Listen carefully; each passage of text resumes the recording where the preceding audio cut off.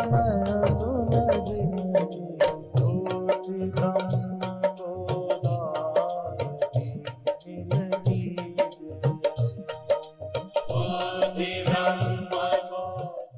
जो आपके अनुभव में आ रहा है उसमें मैंपन ही विकार है, उसमें मैंपन ही, फिर ध्यान दो, मृत्यु है। जो आपको दिखता है उसमें मैंपन, उसको आप मैं न माने मर कर दिखा दें।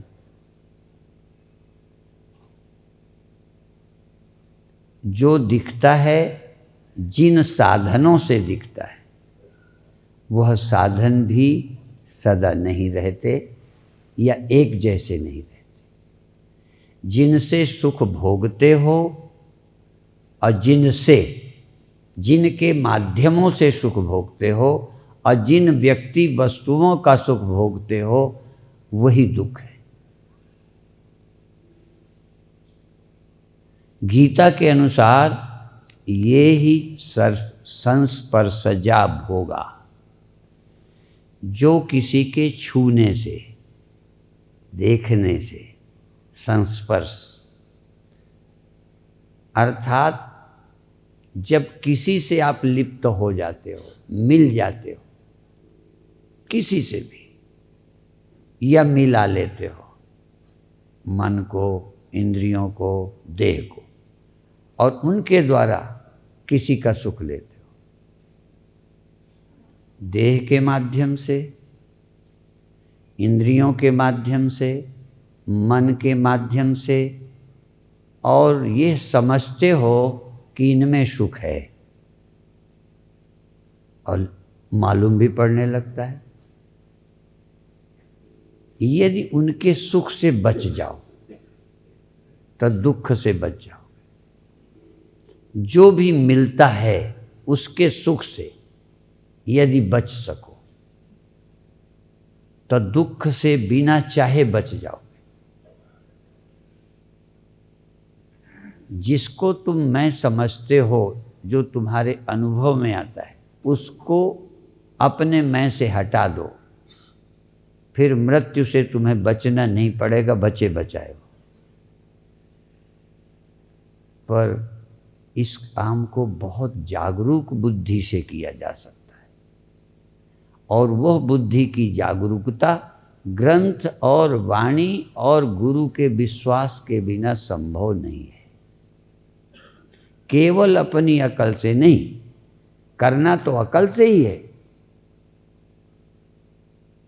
इनसे अलग काम करने का काम बुद्धि करेगी। इनके सुख से अनासक्त होने के लिए बुद्धि काम करेगी, पर बुद्धि करेगी विवेकवती। अबिन सतसंग विवेक न होई, राम कृपा बिन सुलभ न सोई। दो बातें, गुरु के बिना नहीं, सत्संग के बिना होगा नहीं विवेक, और उस विवेक को मिलने के लिए राम की, परमात्मा की कृपा चाहिए।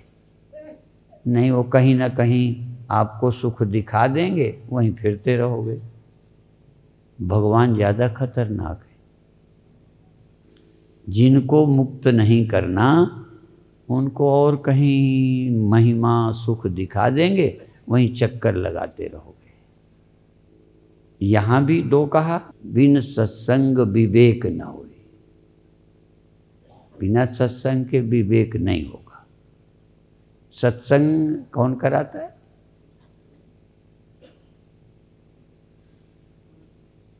हाँ, संत। और वह संत मिलना और उनमें रुचि होना, ये बिना राम कृपा के नहीं होगा। और इसी को गोस्वामी जी ने दूसरे ढंग से भी कह दिया। बिना विवेक के संसार घोर निधि से पार नहीं जा सकते, पर वह विमल विवेक, सच्चा विवेक, धुंधला नहीं, धोखा नहीं, संदेह नहीं। वह विमल विवेक हरि और गुरु की करुणा के बिना नहीं होता। और हरि गुरु करुणा तभी होगी जब उन पर भरोसा होगा।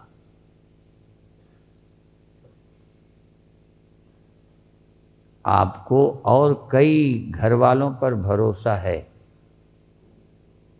वो तुम्हारे हैं, तुम्हारे काम आएंगे, वो तुम्हें भरोसा है। भगवान पर और गुरु पर है तो पर उनसे कम है।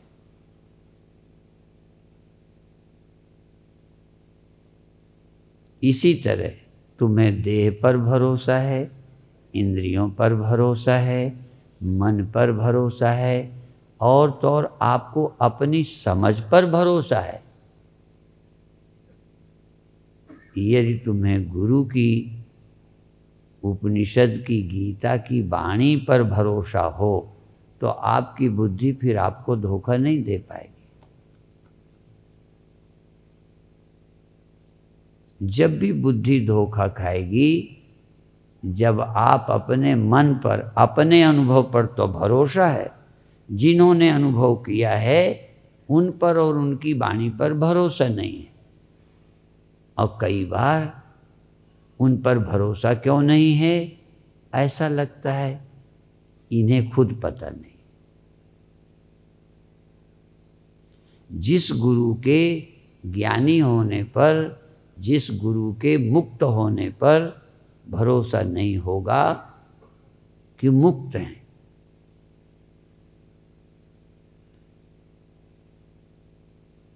तो उनकी वाणी तुम पर कैसे असर करेगी?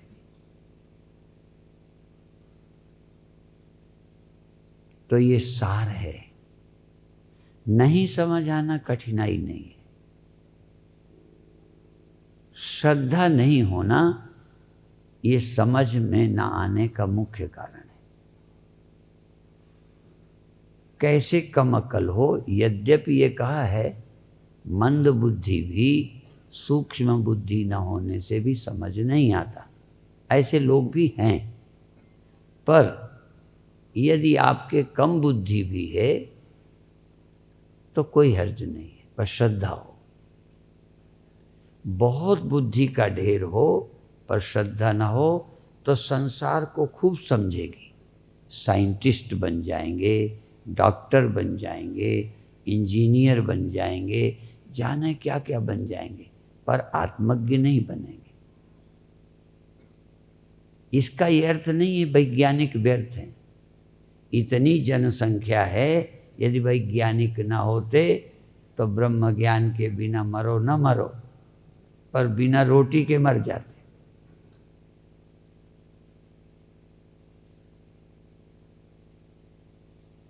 इतनी संख्या कम थी तब रोटी के लाले पड़ते रहे हमारी जिंदगी के समय में, पहले का नहीं, इतिहास नहीं। इस जीवन में गांव में भूखमरी देखी, लेकिन विज्ञान के कारण इतनी संख्या बढ़ जाने पर भूखे मरने वालों की संख्या कम हो गई है। हाँ, खा के मरने वालों की संख्या बढ़ गई है। ये विज्ञान की देन है। यदि विज्ञान और विकसित होगा तो भूखा कोई न मरेगा, हमें पता है। खा के बीमार होंगे तब मरेंगे, पर तब कोई पत्रकार अखबार में नहीं देगा कि वो खा खा के मरे। गरीब होके मरना सामाजिक अपराध है, खा के मरना ये तुम्हारी गलती है। न इसमें सरकार की गलती है और न विज्ञान की गलती है। यदि खा के मरे तो किसकी गलती? तुम्हारी। भूखे मरे में सरकार की है, विकास की कमी है, पड़ोसियों ने साथ नहीं दिया, पड़ोसी निर्दयी हैं, प्रेम नहीं करते, सैकड़ों इल्जाम लग जाएंगे। इसी तरह किसी के द्वारा तुम्हें दुख पहुंचा यदि किसी स्त्री ने हत्या कर ली, सुसाइड कर लिया, तो सब और अपराधी हैं, नहीं? पर तुम नासमझी से मर ही रहे हो। तुम आत्मा के ज्ञान के बिना मर रहे हो। चाहे जहर खाओ, सुसाइड करो, तब भी अज्ञानी हो, बुद्धि का प्रमाद है। और आत्मज्ञान की कमी से ही तो मृत्यु है। नहीं तुम्हारे मारने वाला न कोई और है न काल है। समय भी तुम्हें नहीं मार सकता। समय मार सकता है देह को, तुम्हें नहीं। तुम्हें मरने का कारण तुम मरने वाले को मैं बना बैठे। मरने वाला किसी ने बनाया होगा, धन्यवाद है उसे। मरने वाला देह बनाया, सदा एक समान न रहने वाला मन गुणों ने बनाया, प्रकृति ने बनाया। पर तुम्हें मुक्त किसने नहीं होने दिया। इनके रहते, इन गुणों के कारण तुम कुछ कुछ होते रहते हो। गुण होते रहें, देह होता रहे, तुम वैसे ना हो। पर तुम ऐसे ना हो, क्या करो? तुम उसे देखो जो कभी बदलते ही नहीं।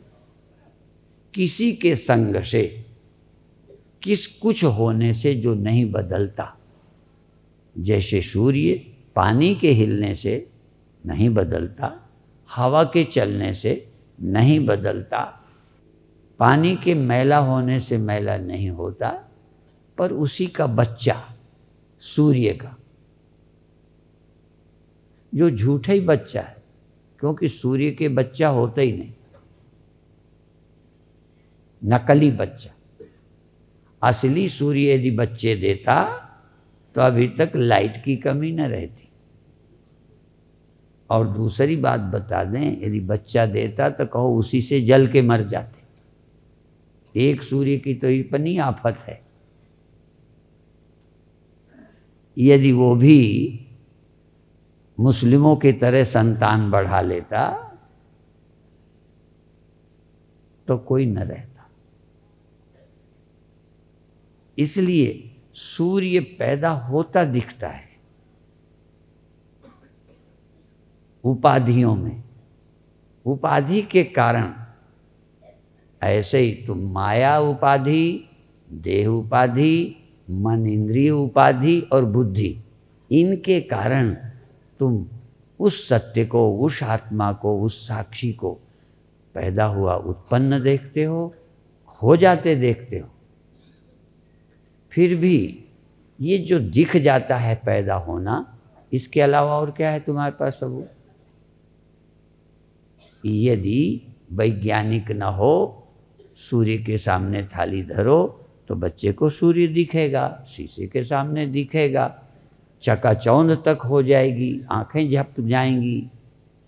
होता भी है, लेकिन क्या दूसरा सूर्य हो गया है मान लेंगे? तो फिर अंत में कहें 100% जो तुम जान रहे हो, जगना सोना हो ही रहा है। ये तो हो रहा है। कोई साधु भी नहीं कह सकता ये हो नहीं रहा। सोना जगना हो रहा है, ज्ञान पैदा हो रहा है, ज्ञान खो जाता है, हो रहा है।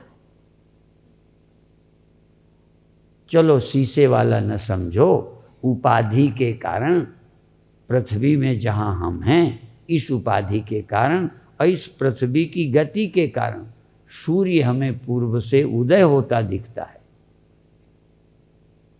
और पश्चिम में अस्त होता दिखता है। जबकि सुना है कि वो अपनी जगह से हिलता ही नहीं। सूर्य उदय नहीं होता, पृथ्वी घूम रही है, उदय होता दिखता है, पृथ्वी घूम रही है, अस्त होता दिखता है। और सूर्य का रोशनी तेज होती दिखती है, नहीं होती तेज। सुबह कम लगती है। इसमें कारण पृथ्वी की गति। सीधा किरणें पड़ती हैं, तेज लगती हैं, तिरछी पड़ती हैं, कम तेज लगती हैं, होती नहीं। कोई वैज्ञानिक सिद्ध कर दे कि सुबह सूर्य की रोशनी कम होती है, शाम को नहीं होती, कम होती है, दोपहर में ज़्यादा होती है। कोई सूर्य लालटेन है क्या कि थोड़ा तेज कर लो, थोड़ा धीमा कर लो? क्या इस लगने को रोक सकते हो? ऐसे ही जगना, सोना, स्वप्न सब होते हैं, होते अनुभव होते हैं। अब कैसे अनुभव करें कि हम सूर्य हैं? सूर्य को भी अपनी रोशनी कम लगी होगी, सूर्य को। यदि सूर्य को भी ये भ्रम हो जाए कि मेरी धूप कम ज़्यादा होती है, तो ये गलत अनुभव है। हम लोग एक मनुष्यों के लिए एक शब्द लिखा है, कहें दयाराम या अलखराम, मुझे पता नहीं है, क्योंकि कभी कभी लेखकों के नाम बदल के लोग अपने नाम से भी बोल देते हैं। ये किसका है? चलो मैं दयाराम बोल देता हूँ। कहें दयाराम, मानस की चलावे कौन? सूरज की 3 कला होती एक दिन में। एक दिन में सूरज की 3 कलाएं होती हैं। उदय, पूरा रोशनी और हस्त, 3 कला। अब हम यहाँ जैसा कवि ने कहा है, वो कवि को जो दिख रहा है वो कह रहा है, बस। जरूरी नहीं कि कवि ने सही कहा है। 3 कला दिखती एक दिन में, 3 कला होती नहीं। आत्मा की भी कोई कलाएं वलाएं नहीं है, सब कलाएं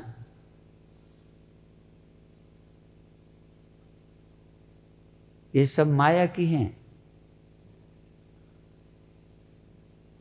माया तेरे 3 नाम, परसा, परसी, परसराम। गरीब आदमी परसा, थोड़ी परसी और परसराम। ये 3 नाम धन आदि के कारण, जाति के मान्यता के कारण ऐसा लगता है। सूरज की इतनी कलाएं माया की, ये 3 गुण माया के हैं।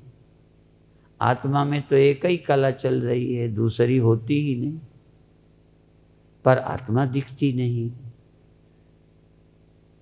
आप अपने को गुणों से नापते हैं। और तो छोड़ो, सब मनुष्य अपने को, अपनी मैं को कभी नहीं जानते। अपनी मैं को किसी न किसी से जोड़ कर जानते हैं। आत्मा न सही तो बुद्धि ही सही। आप अपनी बुद्धि से बड़ा मानते हैं, गरीब मानते हैं, धनी मानते हैं। ये मानने वालों की बात कह रहा हूं।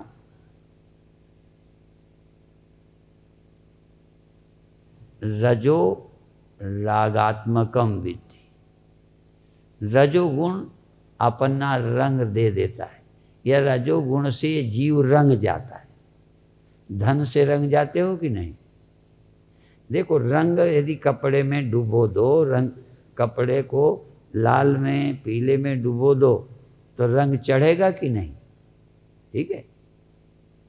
ऐसे ही रजोगुण पदार्थों का रंग तुम में चढ़ा देता है। रजो रागात कम विद्धि, रज रंग देता है। कैसे? धन से, पद से, शरीर की जवानी से आपको रंग देता है।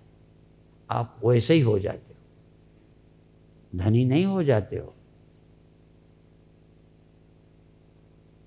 और धन हटा दो तो गरीब हो जाते हो। आलेप क्या होता है? धन बना रहे तुम धनी न बनो, पद बना रहे तुम बड़े न बनो, समझो रंग नहीं चढ़ा। मंडलेश्वर लोग बना दे, तुम ना बनो। यदि तुम बन गए तो रंग गए, फिर रंगा हुआ। साधु यदि साधु न हो तो कहते हैं रंगा हुआ साधु है। हाँ, रंगा हुआ तो तुम सब रंगा हुआ ही हो।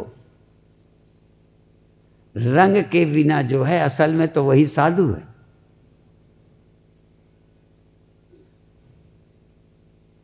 तुम रंगो नहीं। और रंगने का कारण क्या है? अब और बता दूं। रंग चढ़ता है इंद्रियों के, मन के द्वारा बुद्धि में। आत्मा में रंग चढ़ा ही नहीं जा सकता। आत्मा अलेप है, आत्मा असंग है। आत्मा में रंग चढ़ता नहीं, बुद्धि में चढ़ता है। अब बुद्धि और आत्मा, इसलिए यस्य नाहंकृतो भावो, यस्य नाहंकृता भावो बुद्धिर यस्य न लिप्यते। बुद्धि में जिसके रंग न चढ़े तो आत्मा तो पहले ही अलिप्त थी। बुद्धि को रंगीन कर्म बनाते हैं, वस्तुएं बनाती हैं, उपलब्धियां बनाती हैं बुद्धि को रंगीन। और बुद्धि रंगीन हो जाए तो आत्मा बिना रंगे रंग गई। आत्मा में सीधा रंग चढ़ाने की ताकत भगवान में भी नहीं। सर्वनिवासी सदा अलेपा। जैसे स्वप्न की मृत्यु मार नहीं पाई, पर मरना दिखा दिया था, बुद्धि ने मार दिया। और जागे तो अमर हो गए क्या? बुद्धि ने तार दिया। बुद्धि ने ही तुम्हें मरा दिखाया और जागने पर तुमको बुद्धि ने ही बचा दिखा दिया। तो आत्मा असंग है, असंगो नहीं सज्जते। आत्मा साक्षी अलेप है। पर आत्मा को साक्षी समझने के लिए बुद्धि चाहिए। अब बुद्धि रंग गई है, इसलिए रजोगुणी आदमी, तमोगुणी आदमी मैं मुक्त हूं समझ ही नहीं सकते। रजोगुणी आदमी, भोगी आदमी, भोगों से जुड़े आदमी, जो भोगों के रंग से रंग रहे हैं, सुखी मान रहे हैं, उसकी बुद्धि को कैसे बताओगे कि तू अमीर नहीं हुआ? अमीर हो भी नहीं सकता।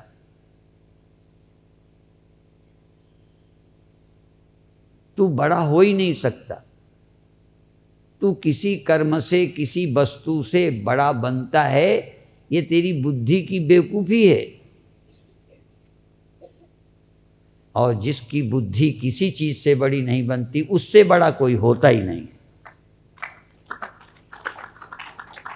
बड़ा बनने से बड़ा नहीं होता। बड़े हो, महान हो, ब्रह्म हो। ब्रह्म ही नहीं होना, और सब कुछ होना है। और कुछ कर्म से होगे, वस्तु से होगे, साधु भी होगे, कुछ भी होगे तो किसी रंग से होगे, और रंग बुद्धि में है। और जिसकी बुद्धि किसी रंग में नहीं रंगती, इसीलिए एक बोलते हैं सब रंग कच्चा और समरिया रंग। वो रंग की भाषा जानते हैं, तो हम भी कह देते हैं आत्मरंग। आत्मरंग, बुद्धि में आत्मा का रंग चढ़े और बुद्धि में वस्तु का रंग चढ़े। अनात्म बुद्धि और आत्म बुद्धि, यह मैं हूं, मैं जी रहा हूं। ये जीना भी रंग है, स्वरूप नहीं है। जवान हूं, रंग है। बूढ़ा हूं, रंग है। निर्धन हूँ धनी हूँ रंग है, सुखी हूँ दुखी हूँ रंग है, तुम्हारी बुद्धि में चढ़ा है और तुम उस रंगीन बुद्धि में बैठे हो, पर तुम्हारे पास बुद्धि ही नहीं है। आत्मा के पास और कोई बुद्धि नहीं है, जो बुद्धि है वो उसमें रंग चढ़ा है। अब उस रंगीन बुद्धि से आत्मा अपने को वैसे ही मानता है। इसको अनात्म बुद्धि बोलते हैं। यदि अनात्म बुद्धि छोड़े, इसलिए त्यागे नहीं के आत्म तत्व मानुषु, पहले इनका सुख छोड़े, ये अभिमान छोड़े, कर्तापन छोड़े और फिर देखे तू कोई रंग न चढ़ा, फिर देख तेरे में साक्षी में आत्मा में कौन सा बंधन है। सारे दुख मृत्यु अविद्या के कारण है। अब बुद्धि ऐसी नासमझ क्यों है जो रंग चढ़ा लेती है? कहते बुद्धि को अपने वास्तविक मैं का पता नहीं। कहीं कब से नहीं? कहीं जब से बुद्धि पता ही नहीं। रंग चढ़ाना भले बदल बदल के चढ़ा हो, पर ये चढ़वाने की जो बुद्धि में रंग चढ़ाने की है, ये कारण है अपने सेल्फ को रियलाइज न होना। तो अभी आप सुन रहे थे ना बबरली की बात कि मैं सेल्फ रियलाइजेशन के लिए आई हूं। अब क्यों नहीं जान पा रही चाहते हुए? और कोई इच्छा नहीं है। देखो, और कोई नाचने आया है, गाने आया है, फेमस होने आया है। पहले पहले बैलरी कहती थी मुझे ज्ञान नहीं चाहिए, पहले। अब तो नहीं कहती। कहती थी कि यदि हम रियलाइज हो जाएंगे तो आप हमको और कहीं भेज देंगे, पास नहीं रखेंगे। इसलिए मैं पास रहना चाहती, चाहे अज्ञानी रहूं पर पास रहना है। इसका मतलब पास का भी एक सुख है। सायुज्य, सालोक्य, सामीप्य, भगवान के नहीं गुरु के भी, और गुरु के नहीं बेटे के भी, बाप के भी, पत्नी के पास रहने का भी एक सुख है। सामीप्य सुख होता है। दरे दीवार खड़े हैं, तुम्हारा क्या लेते हैं, देख लेते हैं, दिल की तपन बुझा लेते हैं।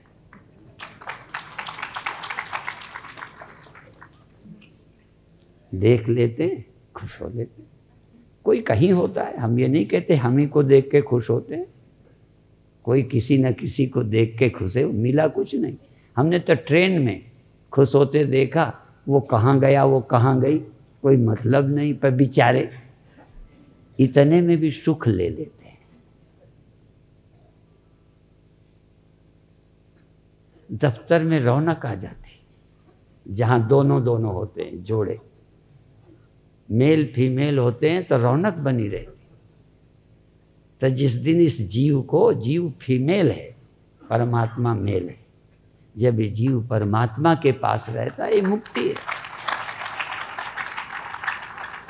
गुरुओं ने महिला बोला है, नवा महिला, पहला महिला। हाँ, जीव स्त्री है, देह के साथ रह के खुश नहीं होगा। जैसे कोई किसी के साथ रहे तो हमारे यहाँ कहते हैं तुम जीवन के साथी बनो तो बनो, ये 2 दिन का सहारा सहारा नहीं। ठीक है? तो ये देह कितने दिन का सहारा है? ऐसे बर को क्या बरूं, वो उस पति को भी छोड़ दो, मीरा के, ये अभी तुम्हारा खसम है। इसको तुमने बरा है, इसको तुमने अपना खसम बनाया है, इसको मैं बनाया है। ऐसे बर को क्या बरूं जो जन्मे और मरी जाए। उनका नाम नहीं लेते, नहीं मिस्त्रियों को बुरा लगे। देखो, वो खसम किसी को हो ना, पर सबका। और हम लोग क्या कहते, खसम मरे घर बसे जिन्हानु राम मिले।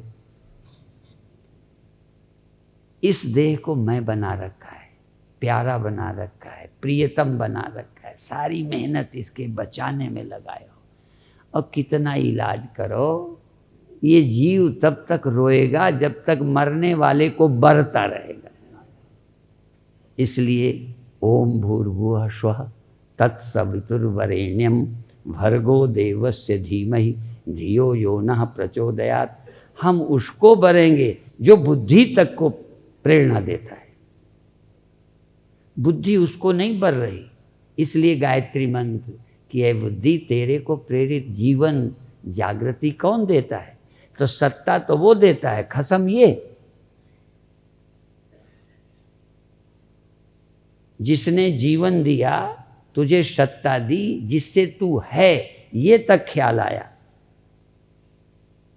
जिस चेतन आत्मा के कारण, जिस चेतन साक्षी के कारण स्वप्न में तुम जी रहे हो, ये अनुभव कर रहे थे, सत्ता उसकी और खसम बनाया देह को। आत्मा वो और बनाया आत्मा इसे। अनात्म बुद्धि का मतलब क्या है? आत्मा को आत्मा माना नहीं, आत्मा को पूर्ण माना नहीं, आत्मा से आशा की नहीं, इसको अपना बना लिया। जिसको खसम बनाना चाहिए उसे बनाया नहीं, दिखने वाले को बना लिया। तो देखो उस मीरा का जो मामला है थोड़ा भिन्न है, बड़ा। हम सब मीरा हैं, पर सोच लो थोड़ा, अभी भी तुम अपने खसम को छोड़ नहीं पा रहे हो। ऐसे बर को क्या बरूं जो जन्मे और मर जाए, ऐसे बर को बरूंगी जैसे चुड़लो अमर हो जाए।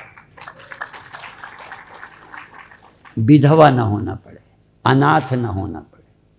कई ऐसे मालिक बनाए कि अनाथ हो गए, मालिक छोड़ गया। एक ही तरह का नहीं है, कोई अनाथ होगा, कोई विधवा होगा, कोई दीन दरिद्र हो जाएगा। जिसने धन को सुख माना है वो दुखी नहीं होगा।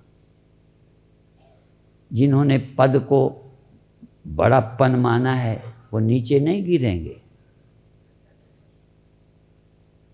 इसीलिए एक पद का नाम है अच्युतम केशवम राम नारायणम कृष्ण दामोदरम वासुदेवम हरिम। अच्युतम, जो हमेशा अपनी जगह से गिरते ही नहीं, सदा अपने आप में स्थित हैं। तो तुम्हारे भीतर अच्युत नहीं है?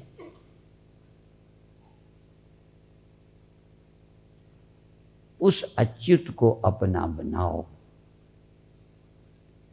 उस अविनाशी को चुनो। यदि विधवा होने से बचना है, अनाथ होने से बचना है। अनाथ कौन है यहाँ? और अनाथ कौन है यहाँ और कौन नाथ है? भगवान सबके अंदर बैठे हैं। पर अनाथ क्यों हैं? जो सचमुच नाथ है उससे रिश्ता नहीं, वो तुम्हारे साथ, तुम उसके साथ नहीं। कई स्त्रियां अपने पति को लेटा के मच्छरदानी लगा के तुम चैन से सो, हम कहीं हो आती हैं। ये तुम्हारी बुद्धि भी ऐसे ही है। और पति बेचारा तुम्हारा इतना भोला है। हमारे पार्वती के पति को भोला ही बोलते हैं, पर पार्वती पति तो भोले थे पर पत्नी बहुत अच्छी थी। नहीं, भोलों को ये ठगती रहती हैं, धोखा देती रहती है। और भोला बेचारा भोला, ये आत्मा भोला है, अब बुद्धि और कहीं। इसलिए जो और से सुख लेती है वो भगवान से भी मुख रहेगी, नुकसान उठाते रहेंगे। इसलिए रजो रागात्मकम विद्धि, रजोगुण को रागात्मक बोलो, समझो। रजोगुण किसी और में सुख प्रतिष्ठा मानता है, पद में, अपने में नहीं। धन में, स्त्री में, पुरुष में। जो और से सुख मांगता है, पति से नहीं। ये तुम्हारी बुद्धि आत्मा में सुखी नहीं। जो आत्मा का सुख ना ले, औरों का ले, वो कौन सी बुद्धि कहलाएगी? पतिव्रता। देखो, जिन शब्दों का हम प्रयोग करते हैं वो व्यभिचारिणी केवल स्त्री मानी जाती है, लेकिन हम कहते हैं जो भी अनात्म सुख ले रहा है वो सब व्यभिचारिणी बुद्धियां हैं। अब व्यभिचारी कब होगे? साक्षी हो तो अब व्यभिचारी। और जागृत का मजा लिया, फिर सपने का लिया, फिर नींद का लिया, अपना ही नहीं लिया। इसलिए जागृत स्वप्न सुषुप्ति गुणों का अभिमानी व्यभिचारी है, चरित्रहीन है। और जो कई कई का सुख लेता है वो तो पक्का ही। और जो आत्म सुख लेता है वो ब्रह्मचारी है।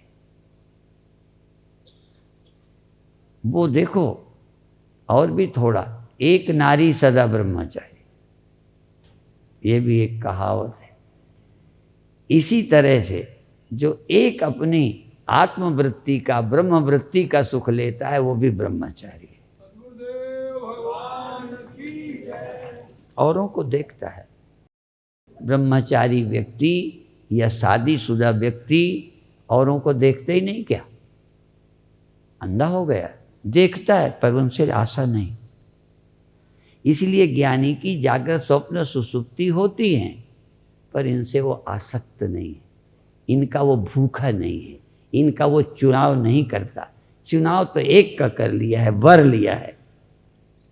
वरेण्यम ओम भूर्भुवः स्वः तत्सवितुर्वरेण्यम भर्गो देवस्य धीमहि धियो यो नः प्रचोदयात्। उसको चुना है जो हमारे साथ है। तुमने उसे चुना है जो साथ थोड़ी देर है, पहले नहीं था, जो है छोड़ जाएगा। जो जिसकी आशा कर रहे हो वो भी इसी नेचर का है। एक खसम बदला कि शायद नया अच्छा होगा, वो उससे भी खतरनाक निकलने वाला। इसलिए हम लोग नहीं कहते बदलो, ये बदलने का धंधा बहुत अच्छा नहीं है। यदि बदलोगे तो फिर बदलते ही रहोगे जीवन भर। पर ये बातें उधर मत लगाना, इधर लगाना, नहीं कहीं को बुरा लग जाएगा। बदलने वाली नेचर वाले सोचेंगे हम पर कटाक्ष किया। हमें तो अध्यात्म बताना है। व्यवहारिक एग्जाम्पल से तुम्हें यह बताना चाहते हैं कि रहो सब। पतिव्रता का लक्षण रामायण कहती है। उत्तम के अस बस मन माही सपन्यु आन पुरुष जगनाई। ये व्यवहारिक पतिव्रता है। व्यवहारिक लौकिक पतिव्रता जो और पुरुषों से मतलब नहीं रखती, एक पति से मतलब। आध्यात्मिक, हाँ देखो, आध्यात्मिक पतिव्रता वो हैं जो एक साक्षी पुरुष से और किसी से मतलब नहीं।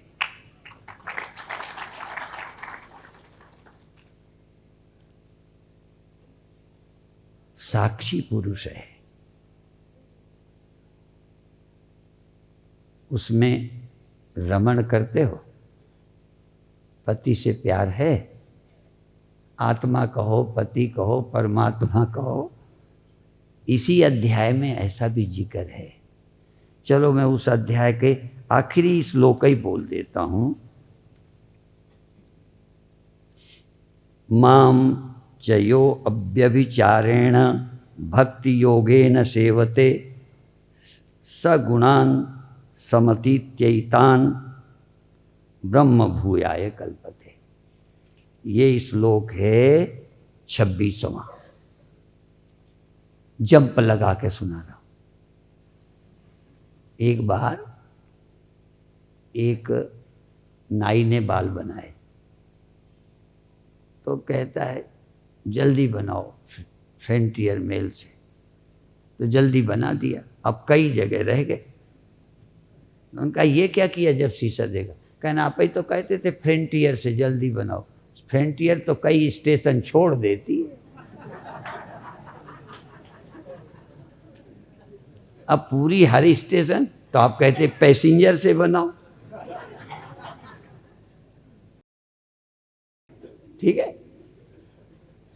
तो यो अव्यभिचारेण माम, भगवान कहते हैं मुझे जो अव्यभिचारेण भक्ति से सेवन करता है, किसी और से आसक्त नहीं होता। मई आसक्त मनाह पार्थ, ऐ पार्थ जो मुझ में आसक्त हो जाता है, आसक्त हो जाए, उसके स्मरण के बिना चैन न पड़े। जैसे लौकिक रूप में प्रेमी का स्मरण ऊपर से रोक भी लो, हाँ, न निकलने दो, पर भीतर से आसक्ति। ऐसे ही कोई पूजा न करने दे, नौकर हो बैठने न दे, तो दुकान करते भी हम उसे भूलेंगे नहीं। ज्ञानी चलते फिरते काम करते भी उसे भूलता नहीं। जैसे गोपियाँ दही मथती हैं, गाय दूहती हैं, काम करती हैं, झाड़ू देती हैं, पर भगवान की याद करती रहती, करती नहीं, याद होती रहती। क्या करें? प्रेमियों को याद करना पड़ता है क्या? बल्कि कई सोचते हैं याद चली जाए, तो जाती नहीं। यदि आसक्त हो गए तो याद जाती नहीं। तो जो भगवान के भक्त हैं वो भगवान को भूलते नहीं। आत्मज्ञानी आत्मा में आसक्त हैं। आत्मरति, आत्मक्रीड, आत्ममिथुन, आत्मानंद, इस तरह जो आत्मा में रमण करते हैं। अब देखो भगवान कैसे ब्रह्मचारी हैं बता दें। इतनी गोपियां हैं, गोपी रमण बोलते हैं क्या? क्या बोलते हैं? हाँ, राधा रमण, राधा रमण, राधा रमण कहो। ऐसे ही ब्राह्मी वृत्ति में, ब्रह्म विचार में रमो और सब जगह रहो, तो हो गए कृष्ण। फिर आप संसार रमण नहीं कहलाओगे। ऐसा ब्राह्मी स्थिति पार्थ नैनाम प्राप्य विमुह्यति स्थित्वा श्यामंत कालेपि ब्रह्म निर्वाण मृच्छति। बस सब काम करते हुए तुम मुक्त होगे, क्योंकि तुम अपने स्व में रमण करते हो, ब्रह्म भाव में रमण करते हो, प्रेम करते हो, काम तो करते हो। अब नहीं पता चलता, प्रेम का तो पता भी चलता है, पर खिलाड़ीपन का नहीं चलता। पहले पहले जब शादी होती थी, हमने ऐसी बहुएं घरों पर देखी हैं, घर में रहे हैं, क्योंकि हमारे भाई की भी शादी हुई थी। ठीक है, तो हम देखते थे बर्तन धो रही है, इतना लंबा घूंघट, तो ऐसे धीरज से देख रही है। रोटी बना रही है, वो निकले ना आंगन से तो देख रही है। अंदर अंदर मिश्री घुल रही है, और परहेज इतना कि हमें लगता था बोलचाल नहीं है। बोलचाल का पता नहीं, पर उनका बैठना, उनका खड़ा होना, निकलना रस दे रहा है। यह है प्रीति। यदि आपको परमात्मा से प्रीति है तो रोटी बनाते हुए नहीं रहेगी। प्रीति सीखना है तो गोपियों से सीखो।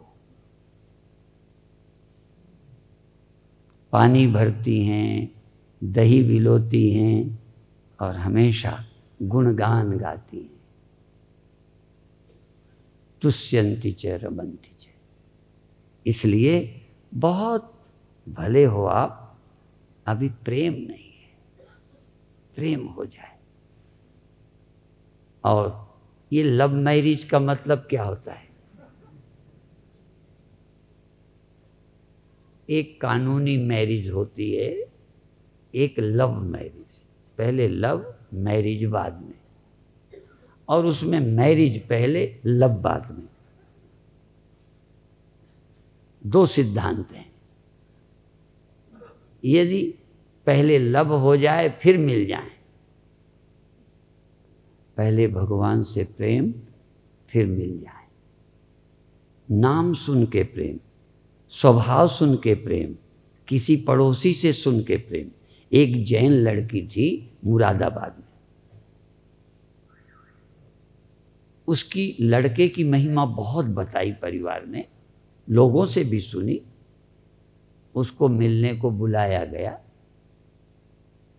तो लड़की से उसने कहा कि मैं पसंद हूँ, आप शादी करना चाहेंगे? तो उस समय ना कर दिया, संकोच में कर दिया, संकोच में कर दिया। उसने दूसरी जगह शादी कर ली। अब वो पागल हो गई, दुखी हो गई। अब पहले तो कोई शादी के लिए हाँ करता ही नहीं था, हम सब खिलाड़ी लोग थे,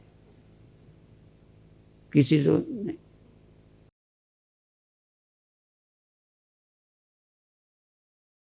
जैसे बिल्कुल ऐसे ही साधु, पैसे हम छूते नहीं, जबकि जीते हैं उसी में, पर छूते नहीं। इसीलिए हमारे उपनिषदों ने सत्य का, सत्य काम जाबाली, जिसको सत्य के पाने की इच्छा थी। खैर, तो ये भक्ति की बात बता दी। और इस भक्ति में क्या होगा सुना दें। सम दुख सुख स्वस्थ समलोष्टा कांचन तुल्य प्रिया प्रियो धीरस तुल्य निंदात्म संस्तुति। सुख दुख में सम रहता है। देखो, जो पति से प्यार करती हैं या जो पति पत्नी से प्यार करता है, वो दहेज से नहीं करेगा। और जो पत्नी पति से प्यार करती है, वो अपने गरीब पति से भी प्यार करती है। रद्दी घर में भी बड़े प्रेम से, घर के दुख को दुख ही नहीं मानती। पति के प्यार में घर की गरीबी भूल जाती है। और ऐसे ही जो पति पत्नी को प्यार करता है, वो दहेज के लिए हत्या करेगा, रोज झिड़कियां देगा कि कुछ लेके नहीं आई। और कबीर साहब ने कहा है कि मैं अपने पति से प्यार करता हूँ। तो फिर क्या कहा? कहते हैं अब अपनी ससुराल के लिए बोल रहे हैं स्त्री बन के। कहते हैं कोई ससुरे में कहियो संदेश। बहुत बार गई आई है पर मायके से बोल रही है। देह मायका है, ये हमारा जन्म का परिवार है। अब विवाह के बाद उसका जन्म से तुम्हारा रिश्ता किससे था? देह से, इंद्रियों से, इस घर से, यहाँ के माँ बाप से। जन्मे तो यहाँ और जाएंगे वहाँ। शादी हो गई, कबीर साहब बहुत बार गए, बहुत आनंद, दुखी नहीं है। फिर भी निमंत्रण, माता पिता की समस्या, तो बुलाते हैं मायके, तो आना पड़ा। तो बहुत बार गए आए, ससुराल भी मायके भी। कबीर साहब आखिर में कहते हैं बहुत बार आए गए, अब ससुराल में संदेशा कह दो। कोई ससुरे में कहियो संदेश, नैहरवा में आग लगी। पूरा जड़े पूरा जले, पड़ोसी जल गए, जरो ननंद को गे। सब मेरे रिश्तेदार, ननंद और भैया और पिता माता, गांव के लोग भी जल गए। अब क्या करूँ? नैहरवा में आग लगी। कहने क्या कहें? कहने ससुरे में कह दो संदेश। कहने क्यों कह दें? कहने लगे अब आखिरी बार आ रही हूँ, मायका खत्म है।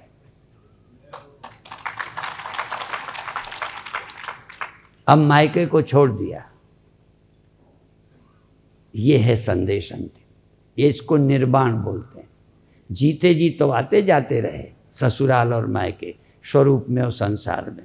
कहते हैं अब जिस दिन प्राणांत, बस ये आखिरी है, मायका छूटने वाला है, अब हम कभी वहाँ से लौटकर यहाँ नहीं आएंगे। ये भी गीता के आखिरी श्लोक में है। ब्रह्मणो ही प्रतिष्ठा अमृतस्याव्ययस्य च शाश्वतस्य च धर्मस्य सुखस्य एकांतिकस्य च। अब उसकी ब्रह्म में प्रतिष्ठा होगी, ब्रह्मलीन होगा, न सा पुनरावर्तते, फिर वो लौटेगा नहीं। क्यों लौटे? यहाँ कुछ रह ही नहीं गया। जो देह था वो भी गया। देह रहते कितना तुम्हारा प्यार हो ब्रह्म से, खाने आना पड़ेगा, क्योंकि वहाँ रोटी नहीं है, आनंद है। आनंद है, शांति है, अभय है, निश्चिंतता है। वहाँ और कोई कमी नहीं है। पर वहाँ रोटी नहीं है, वहाँ पानी नहीं है। यदि खाना है तो मायके आना पड़ेगा, और तब भी प्यार। सारा सांसारिक निर्वाह, बुद्धि को निर्वाह के सब साधन यहाँ मिलेंगे, पर शांति, आनंद, अभय, निर्भयता, अमृत तो वहाँ मिलेगा। इसका नाम विवाह है। तो आना बंद नहीं करना। कब तक? जब तक यहाँ आग न लग जाए। इसीलिए वो आग लगाते हैं ना घर पे, थोड़ा पहले नहीं लगाते, जब ये चली जाती है तब लगाते हैं। पर मालूम हो गया कि अब आग लगाई जाएगी, तो ये सब मेरा वेरा जल गया, जल जाए। फिर कैसे आओगे? क्यों आओगे? शरीर नहीं तो भूख लगेगी, शरीर नहीं तो ठंडी लगेगी, शरीर नहीं तो रहने को घर चाहिए। इसलिए जब तक शरीर है, ये मायके का है, इसका निर्वाह यहीं होगा, पर यहाँ अमृत नहीं मिलेगा, यहाँ परम आनंद नहीं मिलेगा। इसलिए वहाँ तो कभी कभी लड़की आती है मायके में, यहाँ रोज आना पड़ेगा, रोज जाना पड़ेगा। रोज यहाँ आओ, खाओ पियो, मौज करो, मना नहीं है। डरना मत, खाओ पियो, ओढ़ो, पहनो, गाओ, नाचो, मौज करो। थोड़ा बहुत तो खाने पीने, मिलने जुलने में नहीं आनंद आता? सखियां जब ससुराल से लौट आती हैं तो वो लड़की से सखियां बात करती हैं, कैसा रहा? मैरिड, कभी मैरिड अनमैरिड, लौट के अपनी सहेलियों से पूछती हैं कैसा लगा। तो कहते ऋतुवंती, पति से प्यार करने वाली समय पर ऋतुवंती नैहर बसे। नैहर मायके में रह रही है, पर अंतर पिया को ध्यान, अंतर अपने पिया का, परमात्मा का ध्यान है। पर कोई पूछे तो कह नहीं सकती कि मुझे जाना है, छिपाती है। ऋतुवंती नैहर बसे, अंतर पिया को ध्यान, कही न सके लाजन मरे ऐसो आत्म ज्ञान।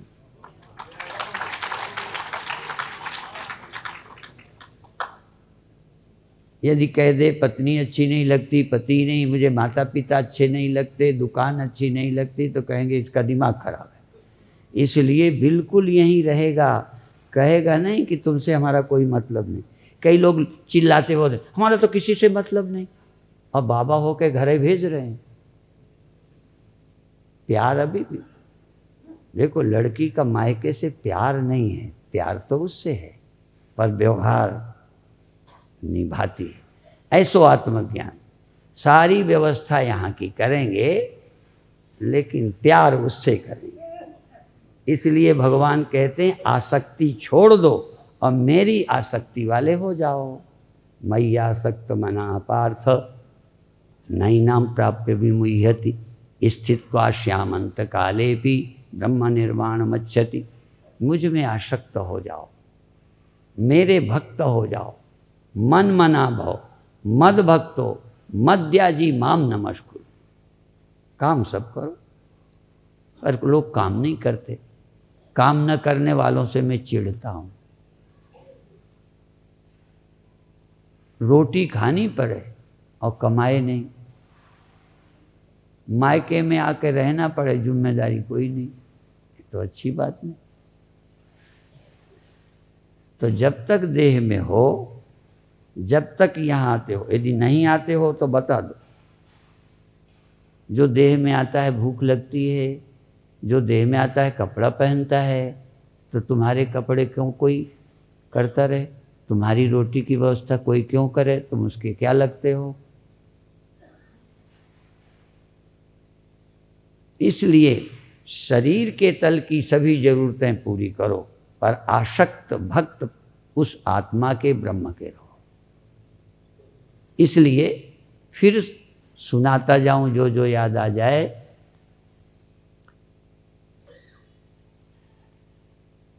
व्यवहार पूरा करते हुए तुम भक्त हो सकते हो।